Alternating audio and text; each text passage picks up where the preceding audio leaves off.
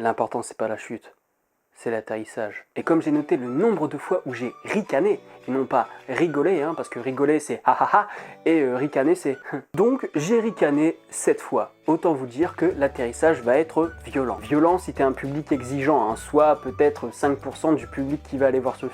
Salut à toutes et à tous et bienvenue pour cette nouvelle critique à l'arrache où nous allons parler de Gangsterdam, réalisé par Romain Lévy, avec Kev Adams, et le reste on s'en bat les couilles, de toute façon tout le monde va aller le voir pour Kev Adams.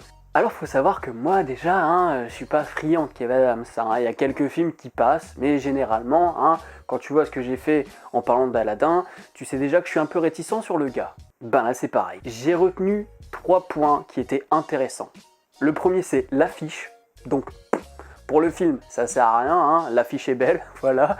La BO, que ce soit la BO dans sa composition ou le choix des musiques utilisées, parce qu'il y a du Lynyrd Skynyrd, si je dis pas de conneries, pendant une fusillade, et ça, bon, j'ai kiffé parce que je kiffe Lynyrd Skynyrd, et c'est peut-être l'une des scènes que j'ai le plus appréciée.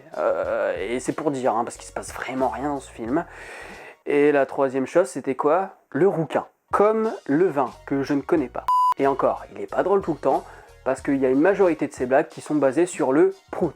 Parce que le caca, le pipi, c'est rigolo. Putain, l'exigence à la française quoi. Le film est quasiment pas drôle, comme je vous l'ai dit, moi j'ai ricané peut-être 7 fois, alors que dans la salle ça a rigolé au moins 30-40 fois. Mais disons que si t'as pas environ l'âge mental d'un gamin de 14 ans, ça passe pas. Et d'autant plus que certaines blagues m'ont choqué parce que ça a fait rire certaines demoiselles. Je vous explique juste le délire. Il y a un gamin, il a 13-14 ans, il est avec sa meuf elle rigole. Il fait une blague, tu vois, donc elle rigole, et lui il dit « ferme ta gueule ». Et elle ferme sa gueule, tu vois, elle baisse les yeux. Et là, la connasse, là, derrière moi, ça la faisait rire. Putain, mais les meufs, quoi, respectez-vous 2 secondes. Toi, t'es une bouffonne, là, tu rigoles à ça, mais ça te dérange pas qu'une meuf se fasse cracher à la gueule comme ça? Le gamin, déjà, en plus, c'est le petit frère de Kev Adams, donc autant dire une tête à claque, ça au moins, on est parfait là-dessus. Et en plus de ça, son père, il sait toutes les conneries qu'il fait. T'as eu combien hier à ton interro? J'ai eu 4. Ah, regarde, il a eu 4. Mais mets-lui une claque dans la gueule, pauvre connard! Ton gamin, c'est pas en lui disant « oh, tu fais des bêtises » qu'il va arrêter. Putain, ce film, ça s'adresse à des petits cons. Voilà, c'est ça s'adresse à des petits cons, sérieux, et des petits cons qui ont parfois 20 ans, qui vont trouver ça drôle, mais putain, mais sérieux, mais réveillez-vous. Bon, calme-toi.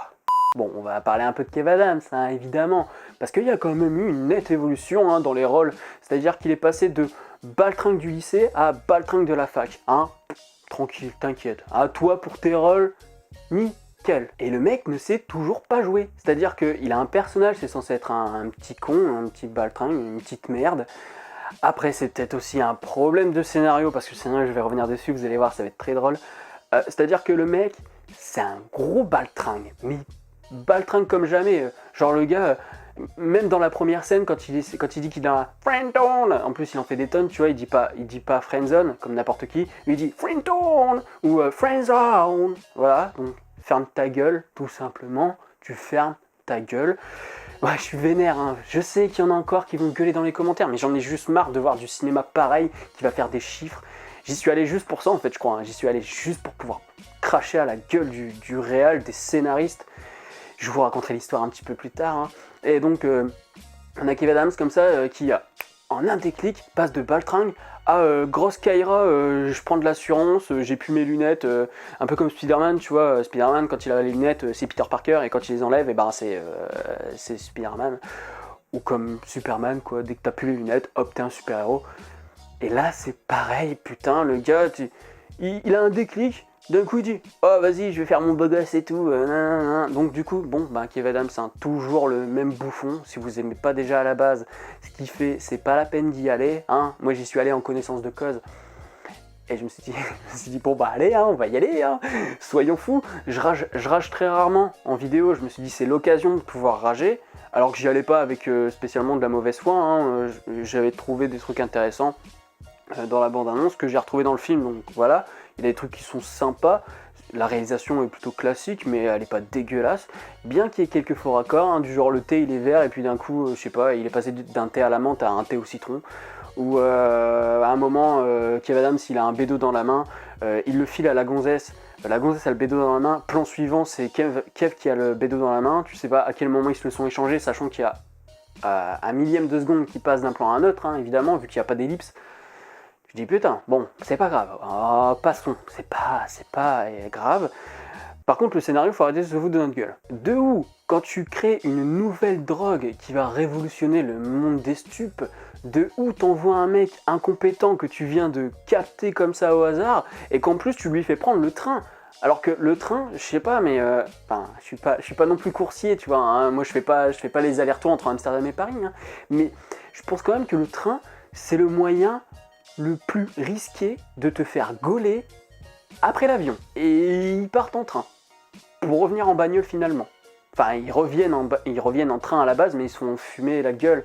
Donc du coup, ils repartent à Amsterdam et ensuite ils reviennent en bagnole. Et pourquoi vous prenez pas la bagnole dès le début? Ah, mais oui, évidemment, c'est parce que sinon ils se seraient pas fait contrôler et ils auraient pas remarqué qu'ils avaient pas la drogue dans le sac. Et les scénaristes se sont dit ça passe. Et putain, alors là, je peux vous dire un truc, c'est que tous les vendeurs de cam qui vont voir votre film vont se foutre de votre gueule.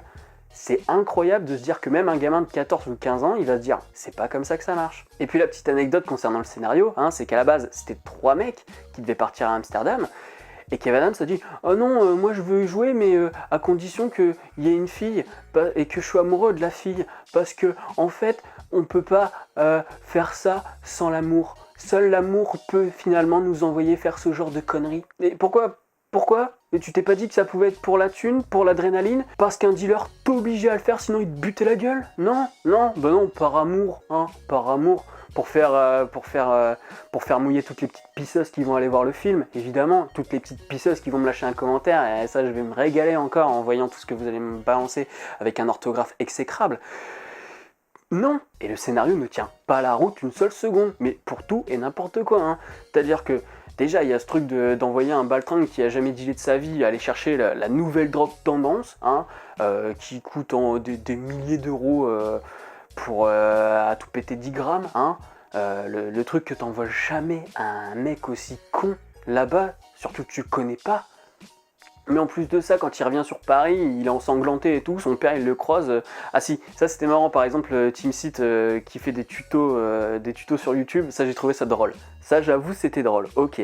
Mais donc, il croise son père, il fait un câlin, et son père il s'interroge pas pourquoi lui il a le crâne ensanglanté, comme sa copine, comme son meilleur pote qui est aussi avec plein de cicatrices, enfin plein de marques comme ça ensanglantées. Non, c'est normal, hein, ça va, c'est tranquille. C'est tout à fait normal hein, de croiser ton fils comme ça avec le crâne ensanglanté. Et si seulement les blagues étaient pas prévisibles aussi, hein, parce que pipi, caca, popo, PD, hein, tant qu'à faire aussi, hein, ouais, les homos ils passent aussi, hein, parce que sinon c'est pas rigolo. Ah putain, c'est bizarre, hein, parce qu'avec tous les fudges qu'il y a dans ce film, il n'y a pas une seule blague sur les fudges. Hein. C'est ça qui est assez hallucinant finalement, c'est que les gars arrivent pas à se foutre de leur propre gueule alors qu'il n'y a que ça dans le film. Pas seulement en tant que casting, hein, mais en tant que personnage. C'est-à-dire que le mec qui tient un bordel, il est fudge, Kev Adams c'est fudge, donc son père est fudge, machin. Il y a que ça partout. Et le pire, c'est que son meilleur pote, il est homophobe, sexiste, antisémite, j'insiste bien sur antisémite. Il n'y a pas de blague sur les fudges, il y en a une et elle est même pas drôle. Putain, elle est super attendue du genre genre un juif qui conduit une Porsche, genre tu sais pas conduire une Porsche, sous prétexte qu'il est juif. Tu sais, c'est un peu comme Cartman qui dit mais si tu sais jouer de la batterie parce que t'es black, enfin de la basse. C'est la même chose, et du coup c'est carrément attendu, puis c'est mal amené, le rythme est merdique, le rythme du film est merdique. Voilà, je vais m'arrêter là, hein, j'ai passé mon petit coup de gueule, voilà, c'est juste de la daube avec quelques moments où tu te dis « Ah, c'est cool !» Et en fait, tu te dis « Bah en fait, j'ai écouté une bonne BO. » Voilà, c'est tout. T'as écouté une bonne BO. Et t'as regardé de la merde. Voilà. Et parce que tout le monde est transparent hein, dans ce film, hein, c'est ouf, hein. Et finalement, c'est même pas le premier rôle qui joue bien, c'est les seconds rôles. Et ce qui est... Ah oui, ça, si, bon point. Je rajoute un petit bon point,